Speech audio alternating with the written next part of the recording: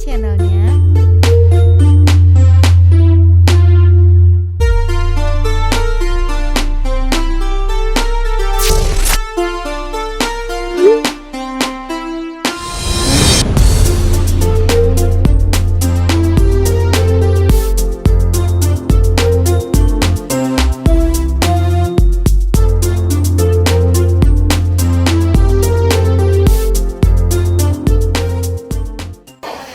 Selamat pagi semuanya. Pagi.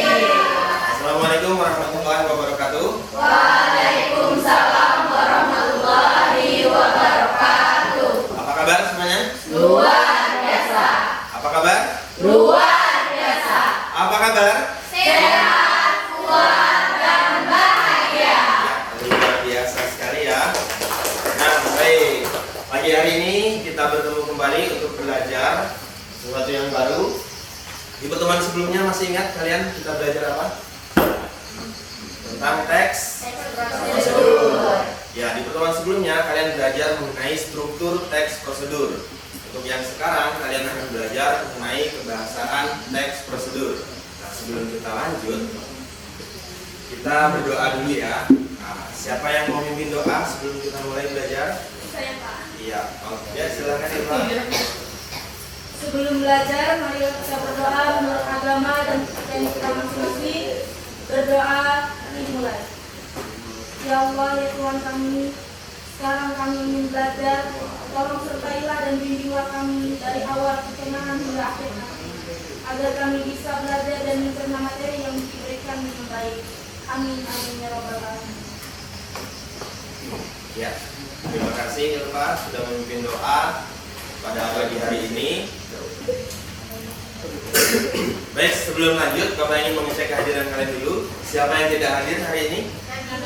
Nabila. Nah, kemana dia? Izin ya? Ah iya, tidak apa-apa. Nah, tadi sudah Bapak jelaskan juga. Kita belajar tentang kebahasaan teks prosedur. Sebelumnya, kalau kalian mendengar tentang kebahasaan, kira-kira apa sih yang kalian pikirkan? Bahasa. Oke, jadi maksudnya seperti ini ya. Dalam membuat teks prosedur, biasanya ada tata bahasa yang khusus dalam sebuah teks prosedur. Seperti yang sudah kalian lewati di materi sebelumnya, sebenarnya sudah ada. Di situ ada kalimat perintah. Nah, jadi dalam teks prosedur itu ada kalimat perintah. Oke, baik. Nah, sebelum kita melanjutkan, Bapak ada sebuah tayangan video untuk kalian. Silakan kalian simak baik-baik untuk melihat kira-kira ada kebahasaan apa aja sih dalam sebuah teks prosedur.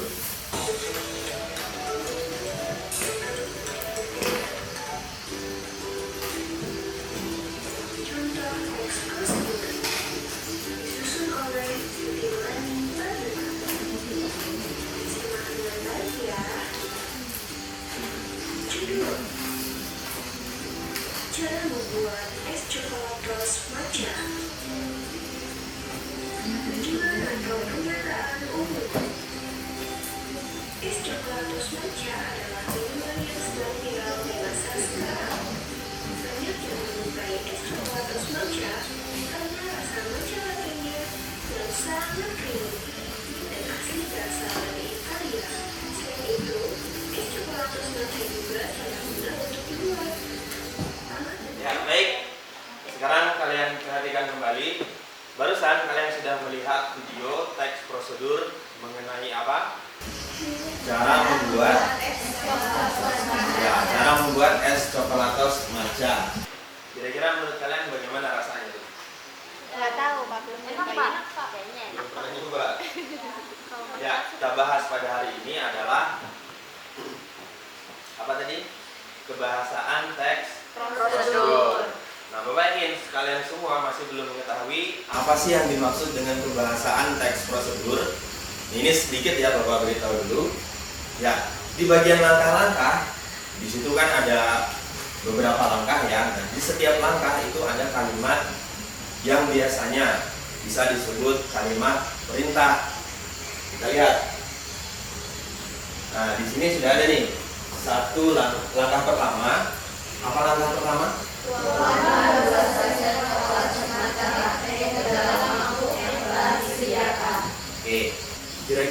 di mana unsur kalimat perintahnya?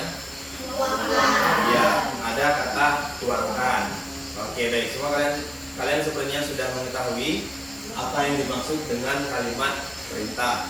Tadi kalian sudah melihat tayangan video berupa cara membuat tes coklatas maca. Sekarang kita masuk ke bagian yang berikutnya, yaitu KD dan IPK.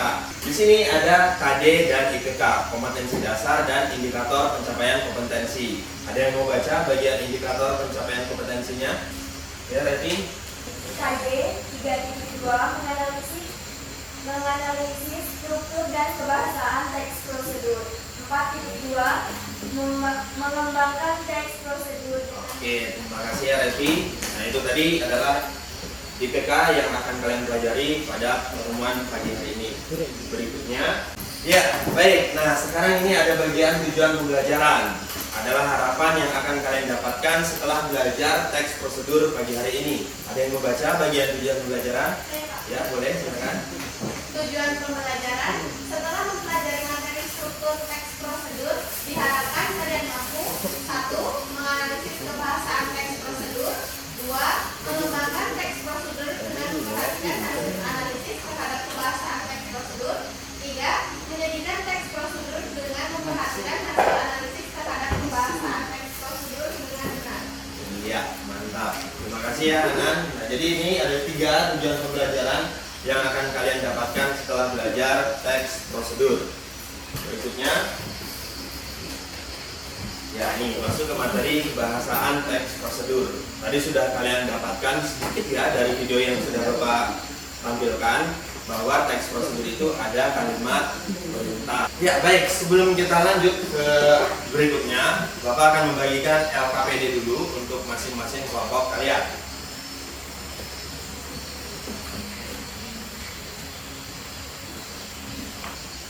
Nah, di sini dijelaskan nih, ada 5 kebahasaan teks prosedur.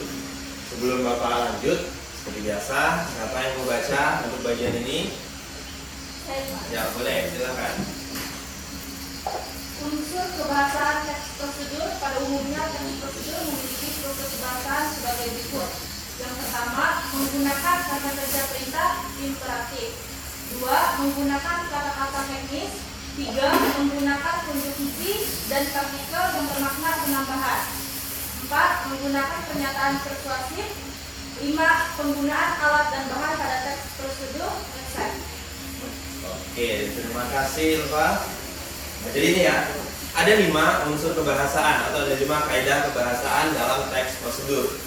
Jadi, kebahasaan itu adalah tata bahasa yang mengatur kosakata yang harus kalian gunakan dalam membuat teks prosedur, bisa dari bagian tujuannya, bagian langkah-langkah, dan juga bagian penegasan ulang. Ya, baik. Nah, tadi sudah dibacakan oleh Ilva apa itu 5 kebahasaan dalam teks prosedur. Yang pertama adalah ini, kata kerja perintah. Apa sih kata kerja perintah itu? Itu ada imperatif. Jadi teks prosedur itu pasti ada kata kerja perintah atau disebut juga kata kerja imperatif. Baik, untuk bagian terakhir ini bagian perangkuman. Siapa yang mau baca? Iya, boleh. Unsur kebahasaan teks prosedur. 1. Banyak menggunakan kata-kata kerja, perintah, imperatif. Kata kerja imperatif dibentuk dengan akhiran kan, i dan partikel la.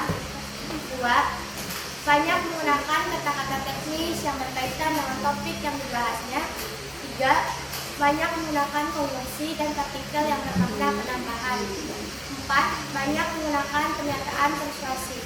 5. Apabila prosedur itu berupa resep dan petunjuk menggunakan alat, akan digunakan gambaran terperinci tentang benda dan alat yang dipakai, termasuk ukuran, jumlah, dan warna. Ya, baik, semuanya silakan perhatikan Bapak kembali. Terima kasih Bunda tadi sudah membacakan bagian rangkuman ini. Nah, dari penjelasan yang sudah Bapak jelaskan sampai ke bagian rangkuman ini, adakah sesuatu atau ada pertanyaan? Ada Pak. Ya, silakan. Bapak, saya mau bertanya, kata leksikal itu apa sih Pak? Oke, baik, terima kasih Anan pertanyaannya. Tadi ada yang bertanya, kata leksikal itu apa sih? Ini di bagian kata teknis nih ya. Nah, leksikal itu adalah makna kata yang sesuai dengan kamus. Jadi, Bapak yakin kalian semua pernah lihat kamus ya, baca kamus. Di dalam kamus bahasa Indonesia itu ada kata dan pengertiannya.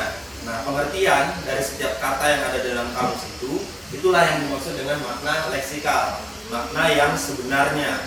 Biasanya memang ada beberapa kata yang ambigu, tapi untuk teks prosedur menggunakan kata yang bermakna leksikal atau yang sesuai dengan makna aslinya di kamus. Ya, seperti itu. Gimana, Nan? Sudah paham ya? Ya, yang lain juga sudah mengerti ya? Nah, baik, karena sudah sampai ke bagian rangkuman, sudah selesai untuk unsur-unsur kebahasaan teks prosedur. Sekarang, tadi LKPD sudah Bapak bagikan, dari awal pun kalian sudah duduk dengan kelompok masing-masing. Nah, silakan kalian kerjakan LKPD yang sudah Bapak bagikan sesuai dengan petunjuk yang sudah Bapak cantumkan dalam LKPD kalian.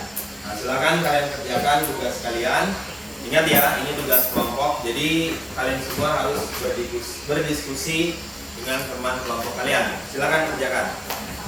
Subscribe Kai channelnya.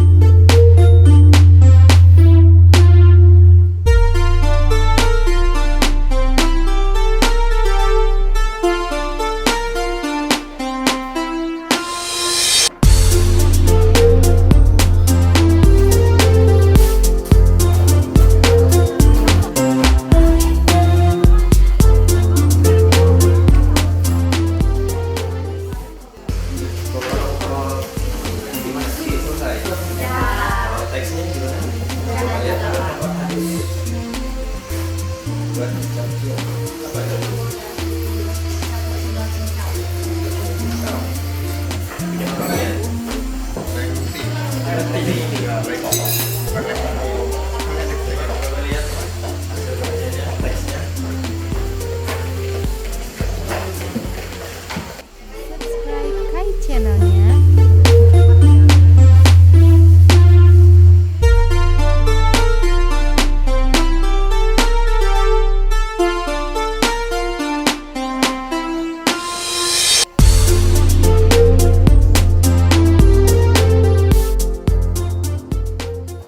Ya, semuanya sudah selesai ya? Sudah, Pak. Ya, sudah. Oke, semuanya sudah kalian kerjakan kerjasama. Ada produk-produk yang sudah kalian bikin. Nah, sekarang saatnya kita untuk presentasi. Ya. Kelompok pertama, siapa yang ingin presentasi? Yuk. Kelompok 1 ya. Baiklah, kami dari kelompok 5 di sini saya akan mempresentasikan hasil kerja kami dalam membuat rujak buah. Langkah-langkahnya yaitu ulek cabai rawit merah, terasi, garam, gula merah, dan air asam jawa. Masukkan kacang, ulek rata, tambahkan nanas, ulek rata, dan jangan terlalu hancur. Yang kedua, potong aneka buah yang telah disiapkan. Yang ketiga, sajikan irisan dan potongan buah-buahan dengan siraman sambal kacang. Dalam rujak buah ada beberapa manfaat, yaitu menurunkan gula darah, menjaga kesehatan tulang, melancarkan pencernaan, menjaga kesehatan kulit, menurunkan resiko penyakit jantung, menjaga kesehatan mata, menurunkan kadar kolesterol, mencegah dehidrasi. Sekian penjelasan dari kelompok kami. Atau ada pertanyaan? Ada? Saya dari kelompok 1 ingin bertanya, apakah buah yang digunakan harus matang? Terima kasih atas pertanyaannya. Baiklah, berikan kami waktu sebentar untuk berdiskusi. Baiklah, kami akan menjawab pertanyaan yang diberikan oleh kelompok 1 sesuai selera masing-masing. Bisa buah matang atau belum matang. Dalam kelompok kami terdapat beberapa buah yang belum matang, contohnya mangga dan jambu biji. Oke, karena kalian semua sudah selesai mengerjakan, silakan kalian kumpulkan LKPD kalian ke meja Bapak.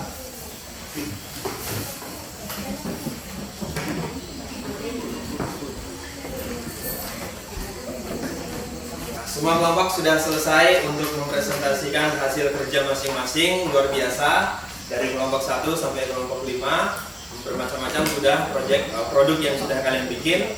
Ya, tepuk tangan dulu untuk kalian semua. Nah, karena kalian semua sudah selesai presentasi dan tanya jawab, berdiskusi, sekarang waktunya bagian evaluasi. Seperti biasa, silakan kalian pegang HP kalian masing-masing untuk mengerjakan evaluasi yang sudah Bapak siapkan. Ya, silakan kalian kunjungi linknya, lalu masukkan kode berikut.